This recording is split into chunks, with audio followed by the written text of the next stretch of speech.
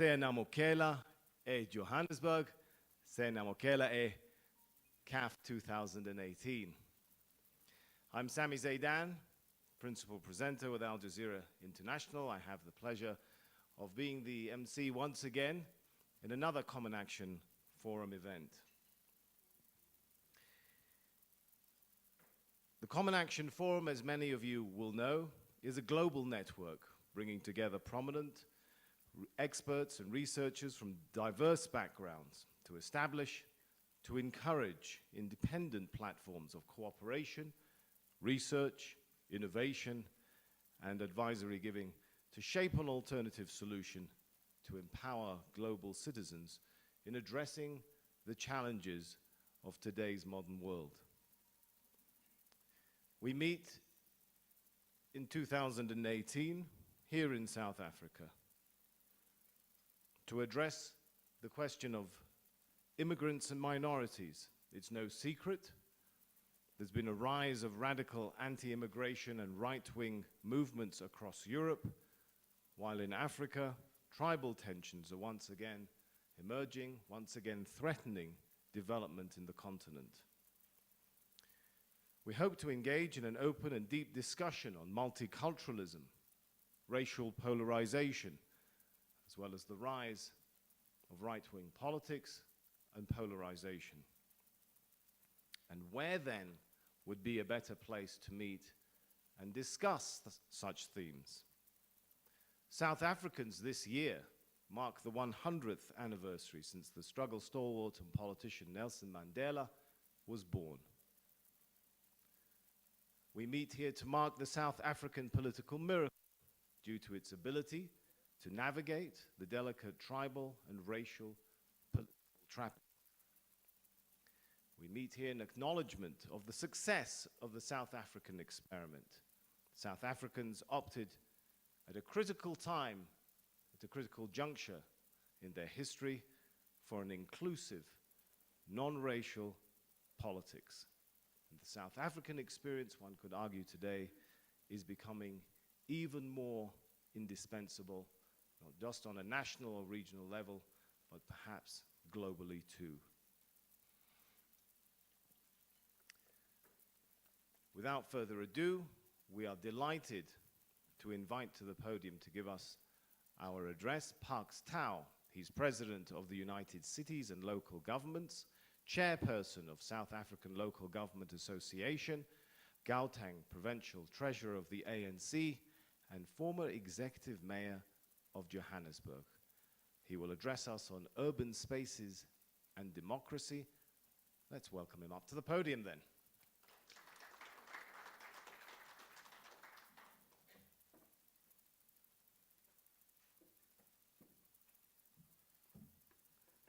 Thank you very much and good morning. I have to have these multiple gadgets and wires in front of me because we were getting anxious that the battery was not charging. It's fortunate to have backup on the phone. And if that backup gives up on me, then you'd have to rely on my memory of the subject. Ladies and gentlemen, good morning. Firstly, to express our appreciation as a country to be host of the Common Action Forum. I think it is an important initiative that enables conversation and discourse on matters that are important, not only to us as South Africans, but indeed globally. We gather to explore important issues with regards to urbanism and how they limit and or expand political spaces. Now, one of the most celebrated documents of South African freedom is the South African Constitution itself, and many a time when we have the conversation about why is South Africa's constitution so celebrated, and sometimes South Africans say, but why is it not replicated by other countries in the world if it is this great a constitution? some of us prefer to refer to Chapter 2 of the South African Constitution, which is the Bill of Rights of the South African Constitution, and therefore the heart of the South African Constitution. For not only does it ascribe individual rights to citizens and residents of this country, but it also ascribes the need to achieve on a progressive basis socio-economic rights, and those socio-economic rights are about access to housing, sanitation, electricity, access to development, access to opportunity for South Africans and people in this country. And it recognizes that through access to such amenities and or facilities, you have a greater opportunity to create prosperity and opportunity, if I may repeat the word, to your populace and citizens.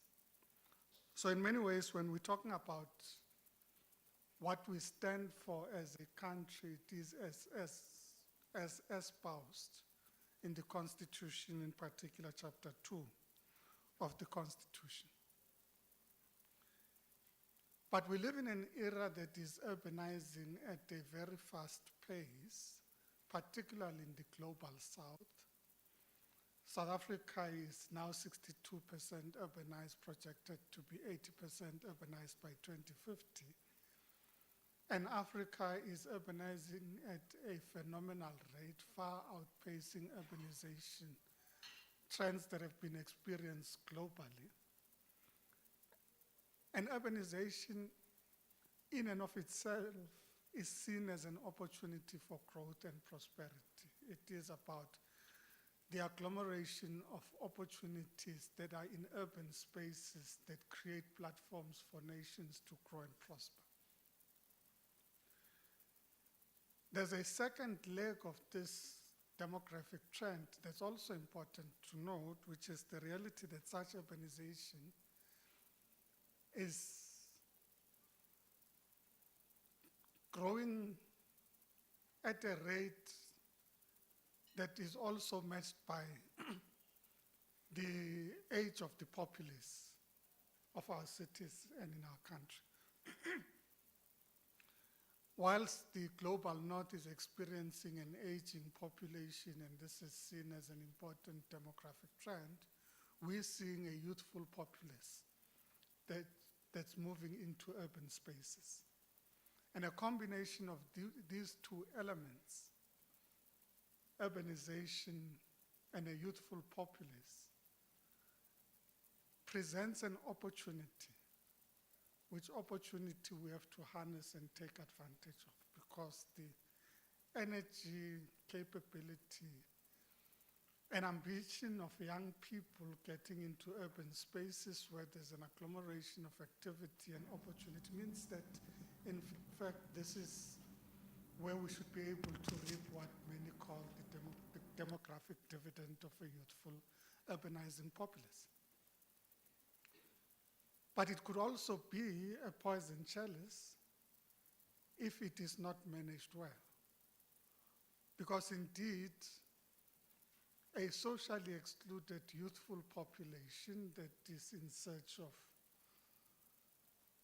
opportunity and activity in an urban space could lead to negative trends. For if you have many young people who are restless coming into cities and are concentrated in spaces that are socially excluded, if you have many young people who believe they are marginalized and therefore cannot access the amenity that urbanization provides, these restless young people could become a poison chalice in an urban space, and we could experience increased levels of urban violence, mobilization of young people, and radicalization of these young people based on all sorts of negative areas of mobilization. And this could include, as we've experienced in South Africa and many other parts of the continent, and indeed globally, levels of xenophobia.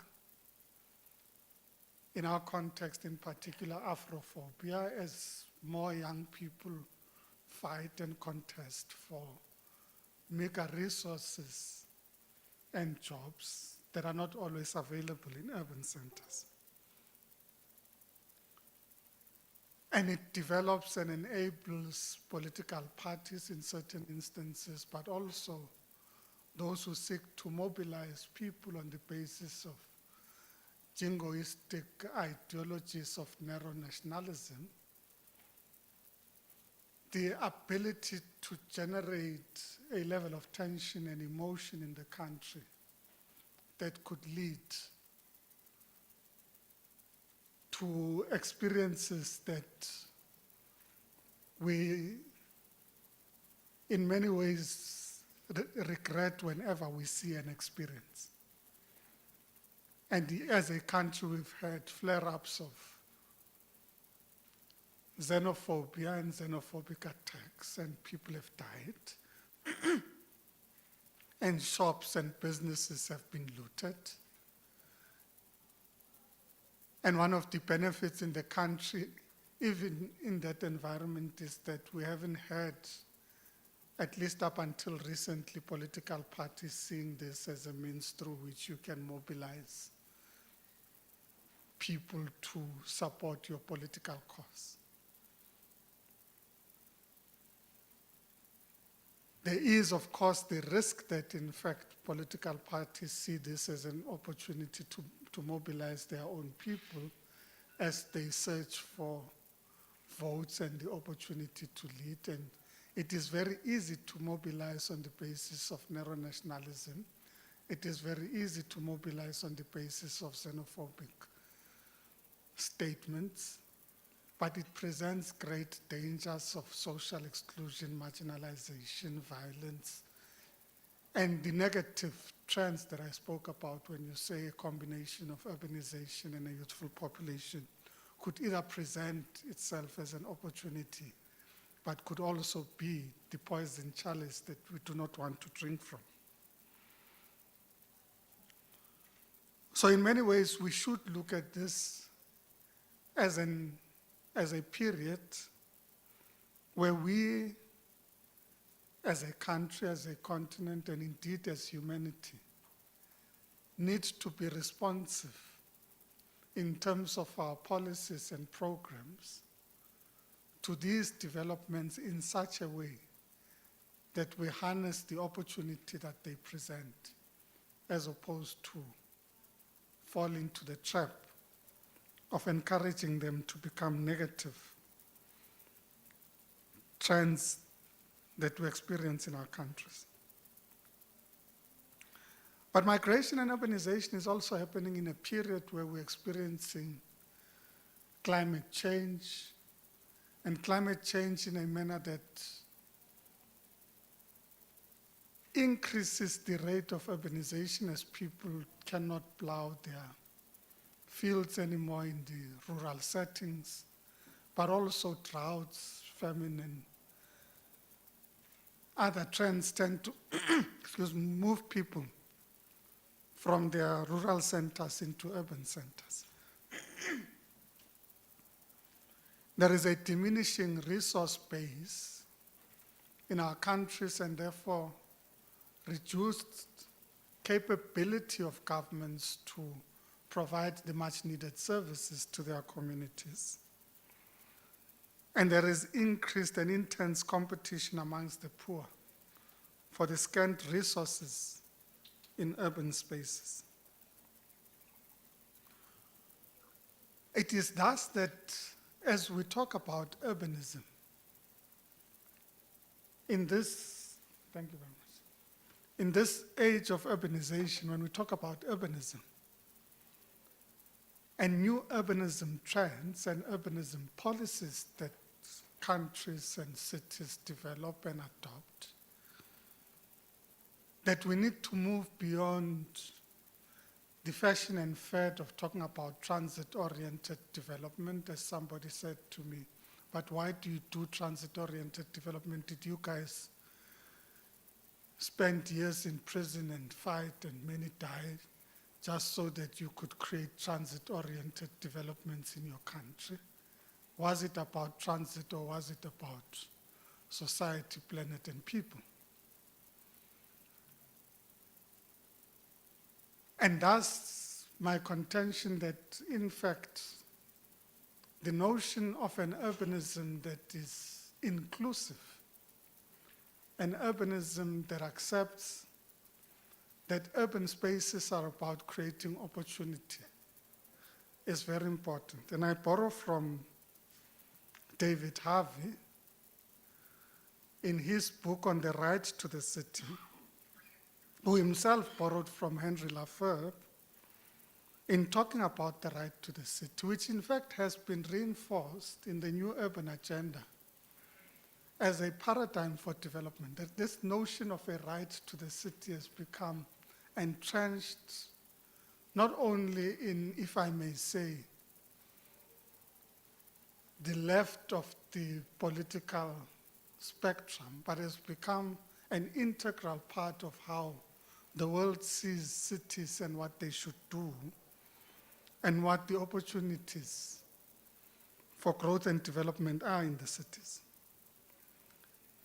And Harvey identifies 5 key principles excuse me,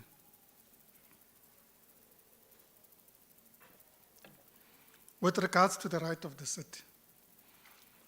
The first is the right to developmental service delivery, whereby citizens, residents, and migrants are active participants in ensuring that there is efficient service delivery. So residents are not passive recipients of the lagers of government service delivery, but they are active participants and partners in the delivery of services.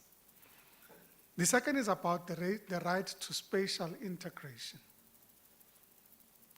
This, for us in South Africa, is a very particularly important issue because our cities were designed for exclusion.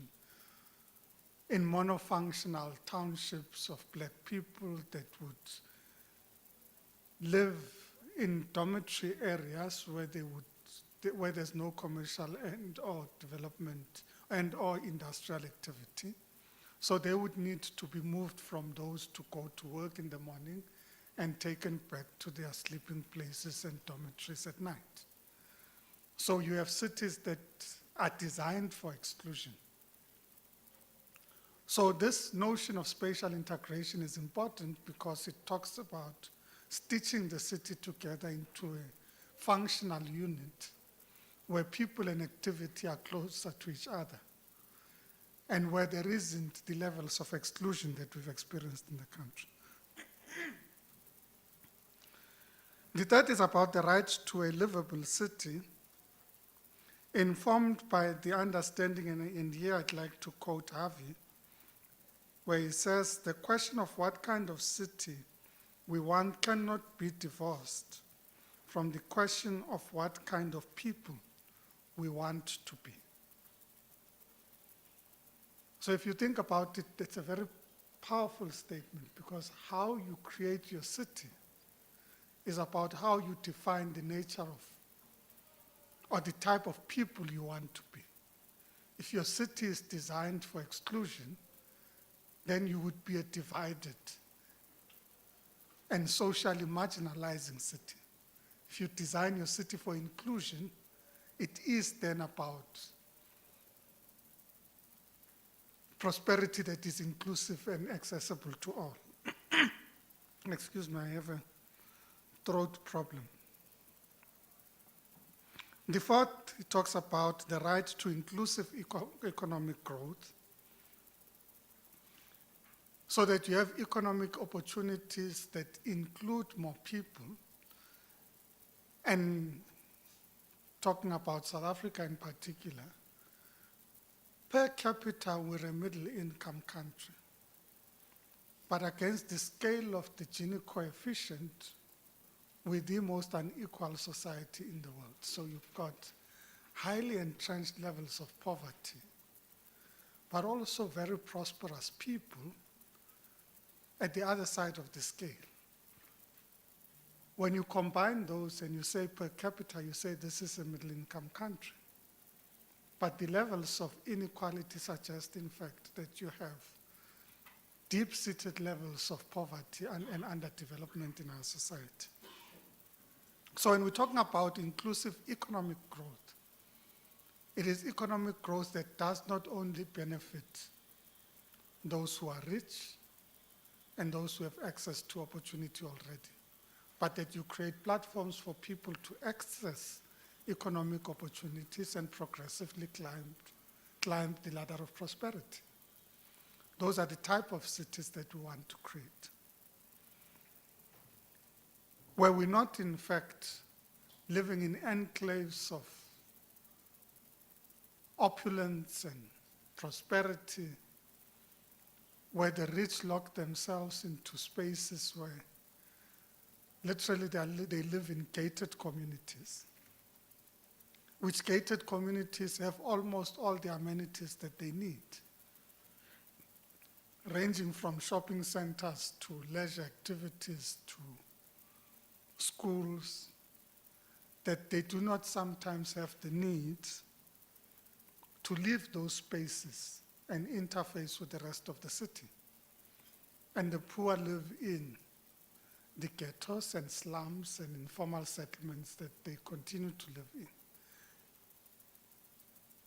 Not only do the rich build themselves these gated communities, but they tend to even gate the communities that already exist. So public spaces are privatized, where you literally have to, when you want to access a road or a park in a particular area, would be asked where you're going. And if you can't provide an address of where you're going, you're not allowed to go in. So in essence, that park has become a privatized park when it was developed as a public amenity. That road has become a privatized road when in fact it was built as a public amenity. And when we talk roads, I always say to people, roads are probably an understated public amenity. Because in fact, this is if you think about it, the biggest public asset in municipal spaces that you have. So if roads are closed, if roads are utilized only for those who have the means to buy a car, and if roads are created as spaces for exclusion, then this biggest public asset is used as an asset to exclude. And the fifth right that he talks about is the right to remake ourselves, premised, and here I borrow from Amartya Sen, when he talks about a capabilities approach that citizens engage on the basis of their needs and on the basis of their capabilities. So, and I thought for this morning, this would be important to restate as we talk about inclusive urbanism and what therefore our cities could and should be, and how we should think about our cities as they grow and create opportunities to grow not only for the individual but for society as a whole. So inclusive urbanism is also about creating inclusive political spaces, where political space is not just seen as in the narrow classical term, or if I may say libertarian terms of participating in electoral politics. Political participation in political spaces is about creating civic engagement on a continual basis that enables people to be part of the civic life, particularly at the local government level. And here I go back to the South African Constitution that in fact when it talks about municipalities, gives the municipality an interesting definition that has not been adequately explored in this country. For it talks of a municipality as having three components. The first is the political office bearer, so the council, the political body of council. And then it talks about the administration, the bureaucracy of that council. And the third leg of what constitutes the municipality is community. So municipality is not complete without community. The question is, what does the Constitution mean when it talks about community being part of a municipality? I argue that in fact it is intended that communities become an integral part of not only the governance of the city, but also the development of their city, where communities are partners in the development of their city, because we talk about developmental local government anyway. So the communities are development partners in the development process and not just recipients of development, and government therefore being the developers of people. So it is the intention of the Constitution that you facilitate and enable active citizenry in the daily life of their local government. And if you think about local government, it is not just about providing roads, water, sanitation, electricity. It is also about social development. It is also about economic development. It is about environmental management and environmental justice. It is about sustainability. So when you're talking about this inclusive and integrated municipality that brings together council, administration, and community, then collectively, these should contribute towards these objectives that we've set for ourselves. But not only is migration and urbanization a conversation that we're having in South Africa and in Africa, but it is a conversation that the family of local government is having internationally, and we're placing firmly off the agenda of organized local government at an international level. Because we experience migration differently. Many look at migration only from the point of view of the numbers of people that possibly perish in the seas, leaving Africa and going to look for opportunity in Europe. But migration is also about people that are migrating from rural to urban settings, or migrating from conflict zones into countries that are more stable and peaceful, or they are also about migration of people from one country to the other for economic opportunity. And equally, it is talking about migration in a post-conflict environment, and whether such migration is harnessed to become an integral part of how these cities that are experiencing post-conflict deal with these realities. So what we should do, as I conclude, is to look at expanding political space for all, whether citizen, refugee, or asylum seeker, hinges on the following supportive interventions. The first is about mobilizing all of society against the rearing of the nascent acts of racial discrimination and ethnic intolerance and jingoism, such as today's CAF platform involving NGOs, international partners, the media, and youth formation seeks to achieve.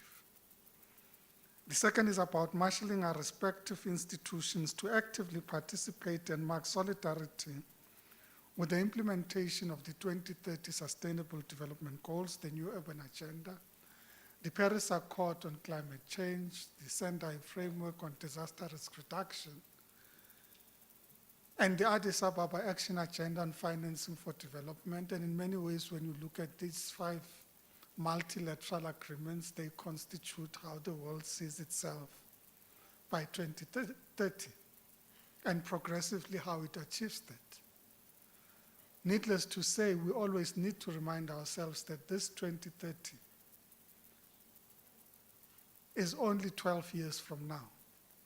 So the vision we've crafted for ourselves as humanity and the vision we've crafted for planet is a vision that needs to be attained within 30 years, or rather 12 years. And even then, the vision doesn't say we would have arrived at where we want to go to. It says we would have achieved certain developmental goals that are crucial with regards to climate, urban development, with regards to financing, institutional capability and development, with regards to dealing with disaster and increased experiences of disaster. And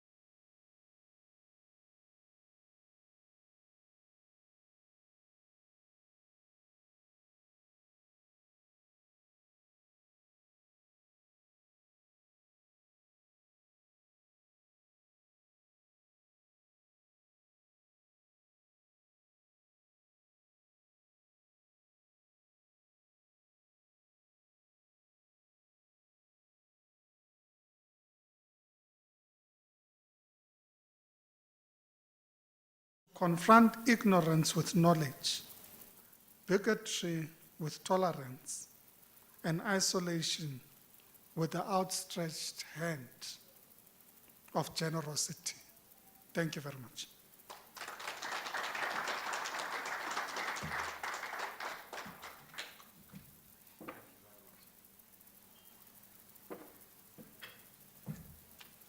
Thank you very much indeed, Pax Tau, for that address. And then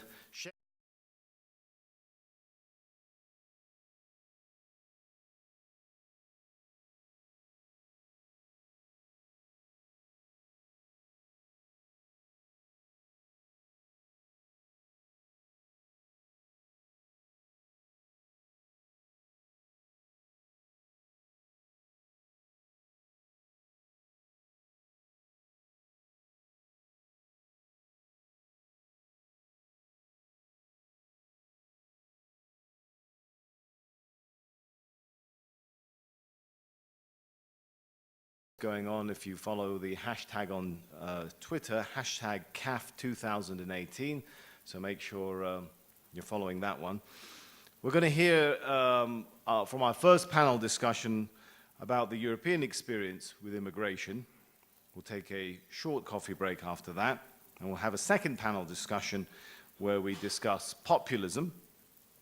We'll take a lunch break, and then we'll have a panel discussion on multiculturalism. You will have the opportunity during the panel discussions to pose questions to our panel of distinguished speakers, so make sure you utilize that opportunity as well. Following that, we'll have some closing remarks from the Deputy Chairperson of CAF, Thembisa Fakuda, and that should wrap things up for CAF 2018. Once again, just to remind you, hashtag CAF2018, make a note of it. I think what we'll do now, if we can agree to take, since we've got a packed day ahead, let's take a quick, with the emphasis on quick, 5-minute, perhaps, break, and we will reconvene at 11 o'clock. See you in a few minutes. Thanks. you.